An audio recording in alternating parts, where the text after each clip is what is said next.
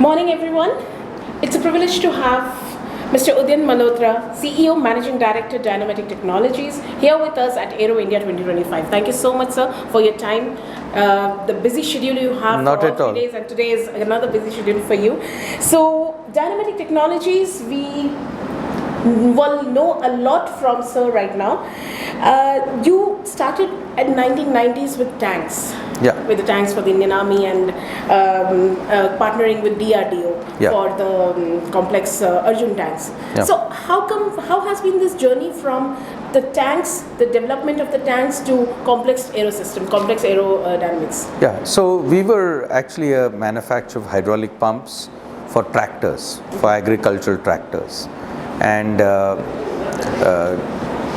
in 1989, when the Soviet Union broke down, India had a lot of T-72 battle tanks.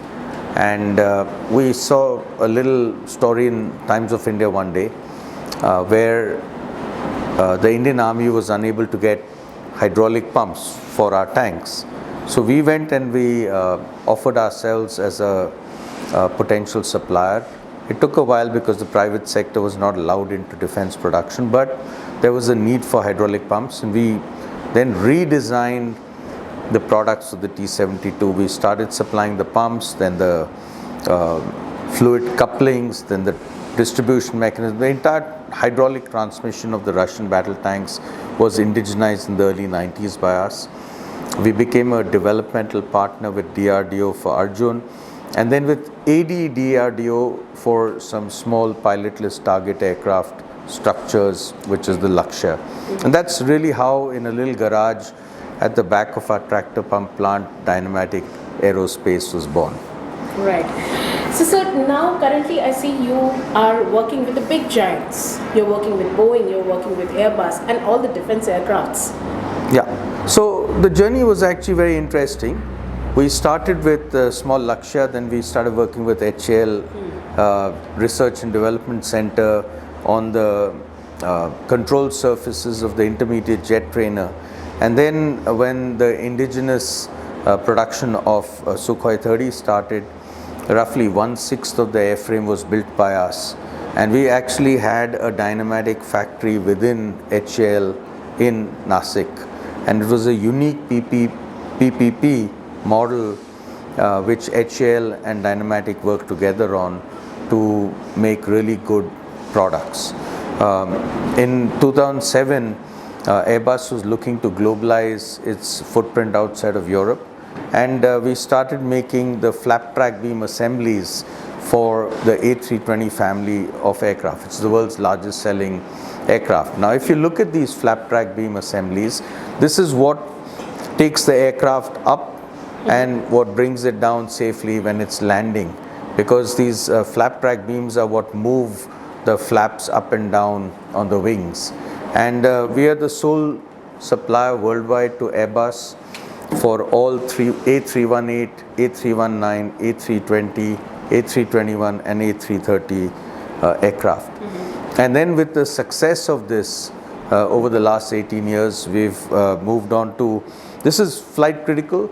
Also, airplane doors are very, very important and they're the highest safety features on any aircraft because these are pressurized cabins. We have succeeded in securing Airbus's contract for all variants of their doors on the latest commercial aircraft, that's the A220. So here you see a small emergency escape hatch. Yeah, that's the emergency door, that's a cargo door, and then of course we have the passenger doors and the service doors, but they're too large to put into this facility. We've also been a global best of the best supplier to Boeing Defense. Yeah. And so we produce products for 3 major defense programs of theirs, the Chinook, the submarine hunting P-8s, and for the F-15EX. Actually, I was coming to this next. With Boeing, you have a long association, right? From the Red Hawk systems, you started working with the Red Hawk program. No, on the T7, what we've done is we worked with them at their R&D stage itself. We developed what is called the Wiffle tree, where you can do the stress analysis on the aircraft while it's in a static condition. And so we worked with their R&D center, we worked with their production lines, and of course, these are all great companies. We're also working with Dassault. So you see this is the world's latest, it's their latest aircraft. It's Falcon. the Falcon 6X will be the world's best business jet, and you're seeing major structures produced for the world by Dynamatic for them worldwide. Everything is global, it's all single source for all the customers. So started off with land systems to air systems, and even you have done work for the Navy. Well, for the Navy, we made the ground support equipment for the old Sea Harriers, and we did, of course, we used to make ground support equipment for all the helicopters, for the Kirans, for, various aircraft. Yeah. Those were ground test equipment, and the flying parts are what you see. And then also we have this new garage of ours. We started Dynamatic Aerospace in a garage. This is really interesting. We have a new startup called Dynatron Systems. More than the products, it's the crucial technologies that we've developed inside. We make our own PCBs, we make our own imaging systems, sensors, autopilots. Everything is deep industrialization, unlike a lot of the companies that in India have been offering drones and say they're drone companies. They basically get kits from abroad, essentially China, off the shelf. But these are all deeply industrialized. We've got over 5 million lines of software code written. If you see this, it's a system of systems, and I'll just give you an idea.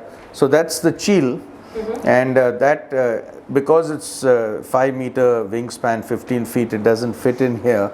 We were trying to fit in here, but this goes, it searches, it gets all the data that's required. It comes to our ground station, and then we can feed it to these Katils, which are drones that are weaponized and that can go. So it's a search, hunt, venture to drones now. Search, hunt, and destroy system of systems for the military. Now going to the new generation of warfare.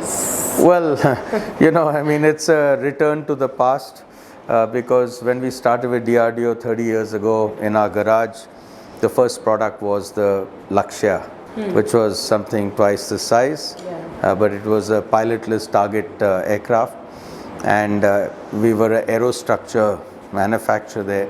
Of course, we're a much larger company now with far deeper and broader capabilities, and that's what we're doing now. Finally, one last question. You started with defense, all the Triforces, you have done work for the business jets, and now recently you have partnered with Deutsche Aircraft. Yeah. Deutsche Aircraft, which is trying to get into the regionals, which is coming up very, very well in India. Yeah. So how is this partnership going to work, and how it is going to... So it's really interesting. The Deutsche Aircraft has been financed by the German government. They have what is equivalent to the National Aerospace Lab in Germany called DLR, which is closely associated with this technology development. It is a tried and tested airframe. It's a famous Dornier 328, which was flying with jet engines. It's been re-engined with the world's first SAF compliant, 100% SAF compliant engine, so which is the future of ecological flying. And it's got all glass and everything. Now, this aircraft, if you look at it, a large part of the fuselage is being engineered and industrialized by Dynamatic.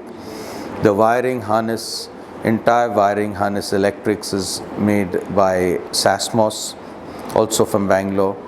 The complete engineering work is being done by Cyient, which is a great Indian engineering company. So in many ways, this German aircraft built in Germany is more Indian than a lot of the so-called Indian aircraft made in India. And obviously, when the government has ambitions to really take aviation deep into the Indian countryside, to connect up the whole country, go into areas where currently aircraft can't even land. This is one of the world's most versatile aircraft.